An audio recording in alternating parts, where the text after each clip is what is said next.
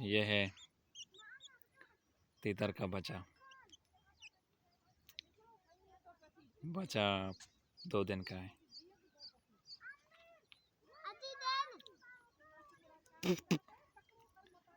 ये बच्चे छोटे होते हैं, जब बड़े हो जाते हैं तो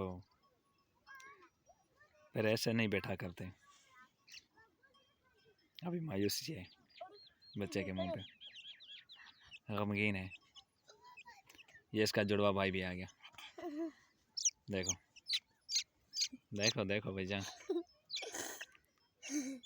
ये 2 भाई हैं। ये अपनी मम्मी से बिछड़े हुए हैं, ठीक है।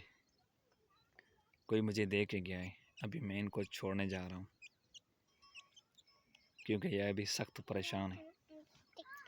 इसको छोड़ना है, ये चले जाएंगे अपनी मम्मी के साथ, बड़े खुश हो जाएंगे।